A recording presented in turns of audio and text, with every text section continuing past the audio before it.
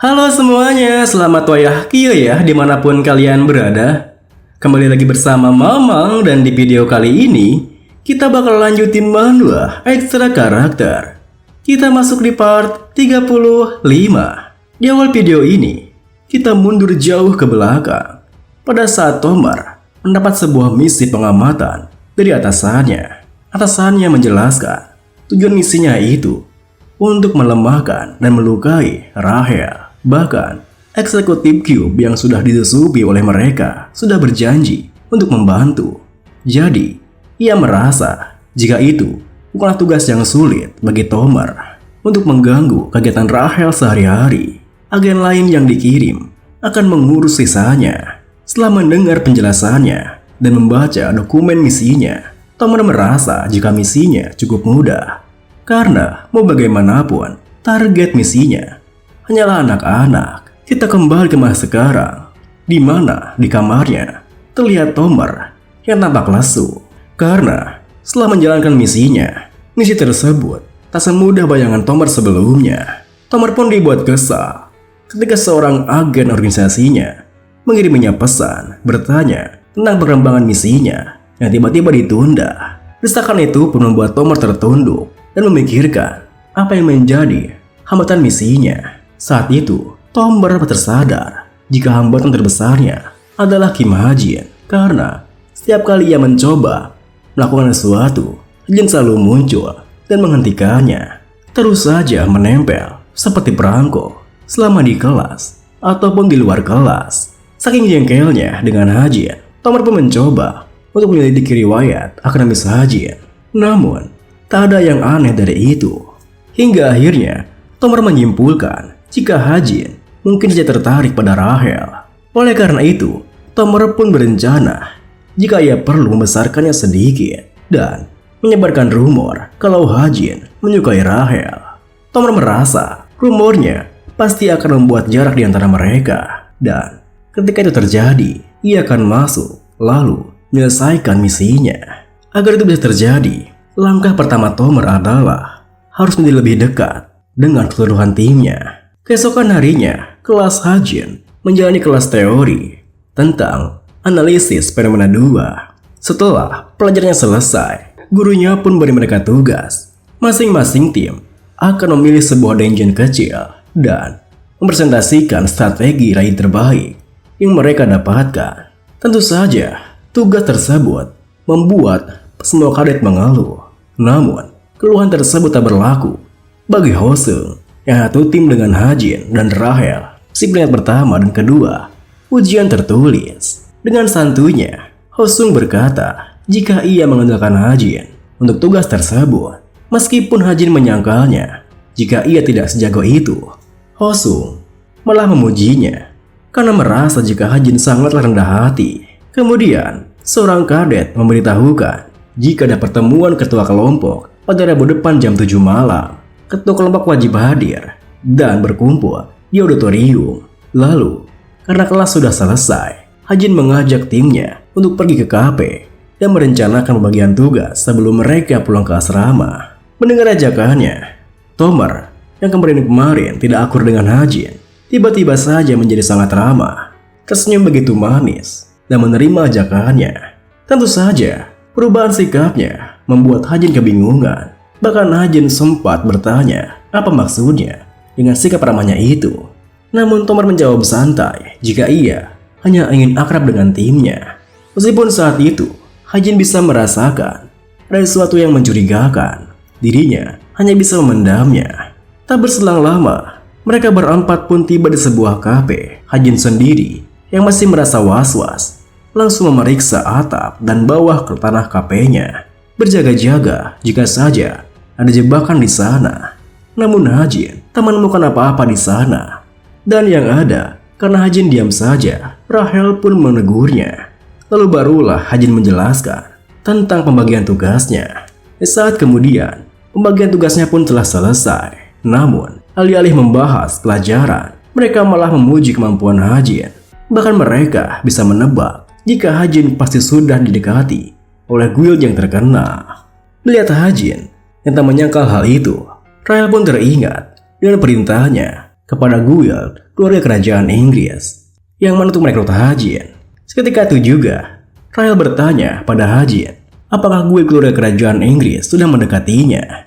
Meski awalnya kebingungan karena Hajin sangat jarang memeriksa emailnya, Hajin pun teringat jika ia memang sudah pernah menerima email dari guild kerajaan Inggris. Kemudian, karena Rahel menanyakan hal itu, Hajin pun sekalian membuka emailnya.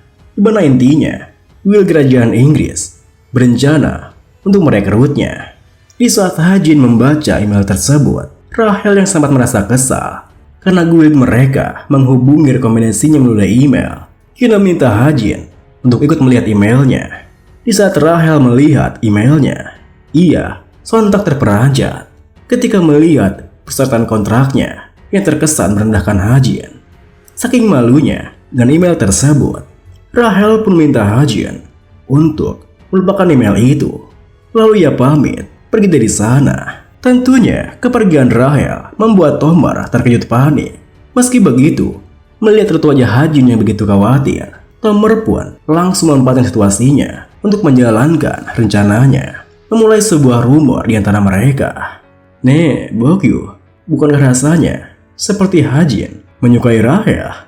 Sore harinya, di auditorium gym, terlihat Hajin yang begitu kelelahan setelah latihan stamina. Saking lelahnya, ia bahkan tak bisa membuka tutup kaleng minuman yang ia beli baru saja. Di tengah kesusahannya, tiba-tiba saja seorang datang membantunya. Lalu, saat Hajin berbalik untuk berterima kasih, dan seorang yang membantunya ternyata adalah Chen Nayun. Dan sebelum Hajin berterima kasih, Chen Nayun langsung menyelanya, di mana ia meminta Hajin untuk ngobrol dengannya. Lalu, dengan malu-malu, Nayun bertanya, apa mungkin Hajin punya saran tentang timnya yang akan berpresentasi Mantis Dungeon Houchong. Mendengar hal itu, seketika itu juga perhatian Hajin tertuju pada bagaimana bisa tim mereka memilih dungeon tersulit dari semua yang ada. Nayun pun menjelaskan jika timnya terpaksa memilih dungeon itu gara-gara seorang mag yang begitu menjengkelkan. Alasan Nayun pun membuat Hajin teringat dengan seorang mag di tim Nayun yang bernama Oh Junsik. Setahu Hajin, kemampuan Oh Junsik itu lumayan, tapi dia juga sangat sombong dan kasar. Karena keluarganya cukup kaya, dia tidak merasa rendah, bahkan jika dia di hadapan Nayun. Setelah mengingat semua hal itu, Hajin pun berniat untuk memberinya saran. Namun sebelum itu, ia bertanya, tim mereka mungkin akan mendapatkan poin bonus karena dungeon yang sulit. Tapi, apa Oh Junsik sendiri yang akan melakukan presentasinya? Nayun pun membenarkan hal itu karena Oh Junsik yang memaksanya. Mendengar jawaban Nayun, seketika itu juga Hajin berubah menjadi mode dukun beramal, lalu menjelaskan untuk menyiapkan presentasinya ke anggota yang lain. Raut wajah Oh Junsik menunjukkan bahwa dia adalah seseorang yang suka sok tangguh, tapi dia kemungkinan besar akan mati gaya saat nanti waktu presentasi tiba. Jika Nayun membiarkan seseorang sepertinya berpresentasi, maka Cube dan seluruh publik akan runtuh dan hasil tugasnya akan kacau total. Nayun sendiri yang merasakan hal yang sama tentu langsung setuju dengannya, hingga ia tidak sadar mengeluhkan semua kesalahannya tentang Oh Junsik. Di tengah perbincangan mereka, tiba-tiba saja Hajin menyadari sesuatu. Apakah mereka berdua cukup dekat untuk bisa mengobrol seperti itu? Akhirnya, karena perbincangannya menjadi canggung, mereka berdua pun menyudahinya. Hari demi hari berlalu, kini tibalah waktunya presentasi. Karena keras kepalanya, Oh Junsik tetap maju menjadi presenternya. Dan seperti dugaan Hajin, presentasinya begitu menyedihkan. Namun meskipun dirinya telah mengacaukan presentasinya, Oh Junsik tetap berwajah tebal, tertawa meminta maaf pada Nayun dan juga timnya. Ia beralasan jika ia terlalu gugup. Tentunya sikapnya itu membuat Nayun murka. Untungnya saat itu ada Hazuki yang menahannya. Kalau tidak, Nayun mungkin saja sudah menginjak lehernya. Saat kemudian, tim berikutnya pun maju, yang mana adalah tim Hajin. Kemarahan Nayun seketika menghilang ketika melihat Hajin yang memakai kacamata maju melewatinya. Ditambah lagi, presentasi Hajin yang begitu lancar membuat Nayun tak bisa mengontrol wajahnya yang semerah ceri akibat rasa kagumnya. Namun, setelah presentasinya selesai, perhatian Nayun tertuju pada Rahel yang terlihat begitu dekat dengan Hajin ketika mereka merayakan keberhasilan presentasinya. Seketika itu juga, ia merasa bete, bahkan mendecakkan lidahnya. Sore harinya, di auditorium gym, terlihat Rahel yang baru saja mengesahkan latihan rutinnya. Sembari membasuh rambutnya, Rahel kembali memikirkan saat dimana ia memberikan Hajin kontrak baru yang telah ia perbarui. Beberapa saat yang lalu, ketika kelasnya telah selesai, Rahel dan Hajin yang tidak ikut pesta perayaan terlihat berjalan bersama. Dan sebelum mereka berpisah, Rahel memberi Hajin sebuah dokumen yang merupakan kontrak pendahuluan Guyot keluarga kerajaan. Tentunya dokumen itu membuat Hajin terkejut. Meski begitu, Rahel menjelaskan jika sebenarnya dirinya lah yang meminta mereka untuk mengontrak Hajin.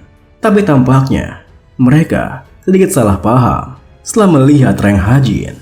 Untungnya Rahel melihat emailnya. Dengan begitu, ia pun bisa membuat dokumen baru yang memiliki ketentuan yang jauh lebih baik dari email yang sebelumnya. Bisa dibilang, Rahel meminta Hajin untuk mempertimbangkan baik-baik usulan mereka sekali lagi.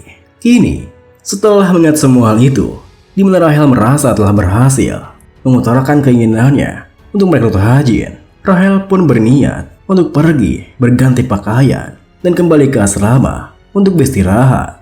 Dan ini pun diakhiri dengan baru saja Rahel akan membuka pintu ruang gantinya. Tiba-tiba saja ia dikejutkan, bahkan pipinya memerah seketika ketika ia mendengar obrolan kadet yang membicarakan rumor bahwa Hajin menyukainya dan bahkan juga telah menyatakan cintanya.